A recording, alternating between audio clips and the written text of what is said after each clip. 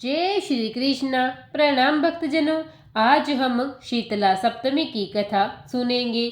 शीतला सप्तमी के दिन शीतला माता की पूजा अर्चना की जाती है, जो कि प्रमुख त्योहारों में से एक है। यह होली के बाद 7 दिन बाद मनाई जाती है। इसे बासोड़ा भी कहते हैं, क्योंकि इस दिन बासी खाना खाते हैं, अर्थात एक दिन पहले बनाया हुआ भोजन किया जाता है, क्योंकि इस दिन भोजन नहीं बनाया जाता।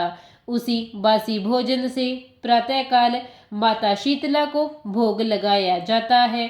तत्पश्चात वही भोजन प्रसाद के रूप में सभी ग्रहण करते हैं। भोजन में चावल, दही, पुए, चूरमा आदि बनाए जाते हैं। शीतला माता कौन है, इसकी कथा क्या है, आइए हम पढ़ते हैं।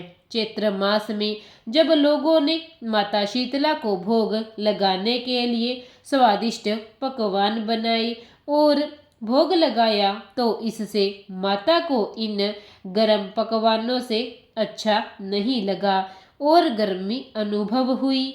इसलिए माता एक कुम्हार के पास पहुंची और कहा, तुम जिस गीली मिट्टी से बर्तन बना रहे हो, मुझे उस मिट्टी में लेटकर अनुभव हो रही गर्मी को शांत करना है। कुम्हार ने कहा, ठीक है। तब माँ उस मिट्टी से शीतल हुई।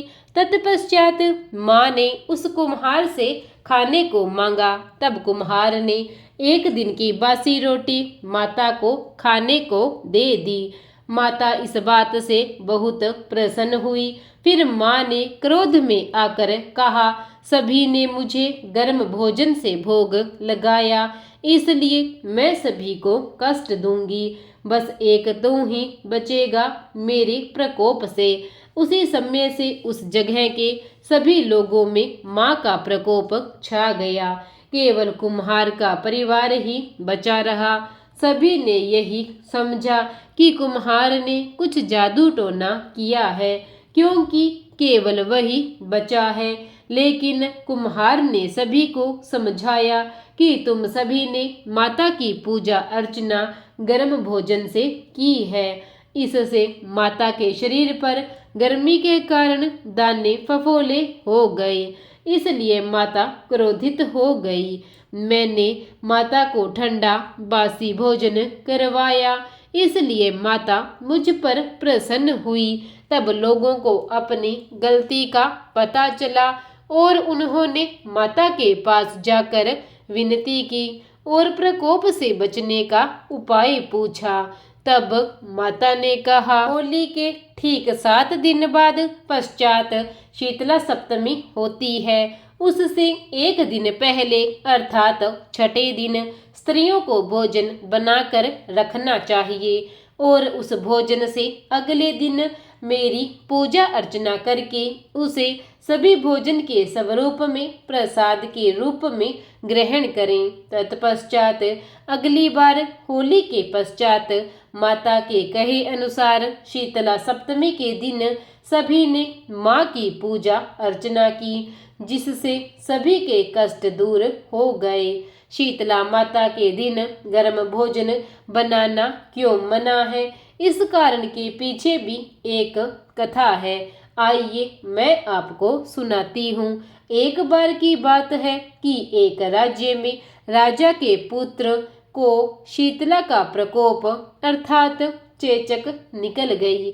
साथ ही उसी राज्य के एक निर्धन परिवार के एक बालक को भी चेचक निकली। उस गरीब बालक के पिता ने नियम पूर्वक कार्य किया। घर में नमक पर पाबंदी लगा दी, तेल की भुनी चीजें बंद कर दी, गर्म भोजन बनाना बंद कर दिया।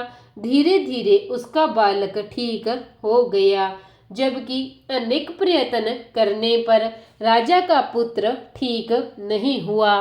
राजा प्रतिदिन रात को चंडी की पूजा अर्चना करता, प्रतिदिन स्वादिष्ट भोजन बनवाता, जिसकी महक से उसका पुत्र भी उस भोजन को करने के लिए मचलता। तब उसे भी वह भोजन करवाया जाता।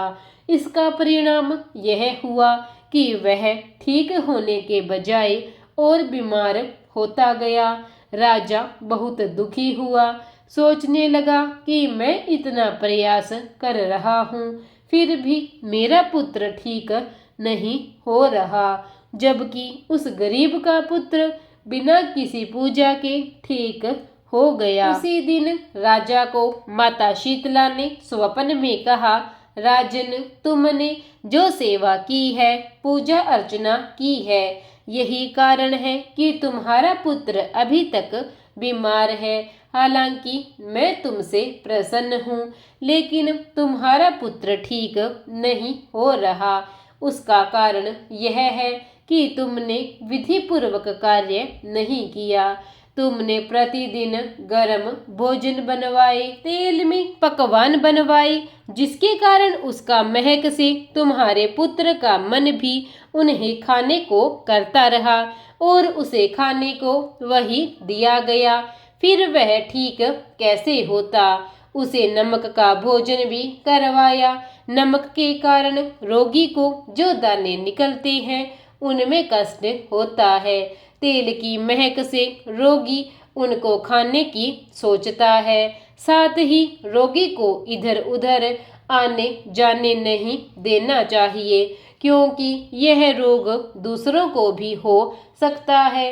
इन्हीं सब नियमों का पालन करने पर शीतला के प्रकोप से प्रभावित रोगी ठीक हो जाता है।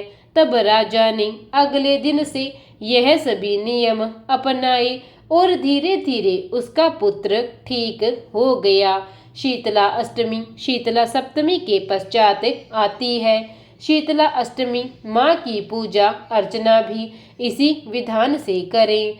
छठ के दिन बनाए गए पकवान से ही अष्टमी माँ की पूजा अर्चना करें और उसी भोजन को प्रसाद के रूप में ग्रहण करें। शीतला माता बासी खाने से प्रसन्न होती है, तो आप गुड़ के चावल, गुड़ की रोटी या फिर मीठा अन्य कोई भी प्रकार का भोजन बना सकते हैं, परंतु वह छठे दिन शाम के समय बनाकर रखें और सप्तमी के दिन माता शीतला को भोग लगाकर उसी को प्रसाद के रूप में ग्रहण करें।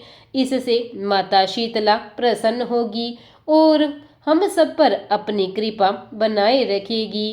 प्रेम से बोलिए माता शीतला की जय। शीतला माता की यह कथा यहीं पर समाप्त होती है। प्रिय भक्तजनों, अगर आपको कथा अच्छी लगी हो तो कथा को लाइक और चैनल को सब्सक्राइब करना ना भूलें। धन्यवाद।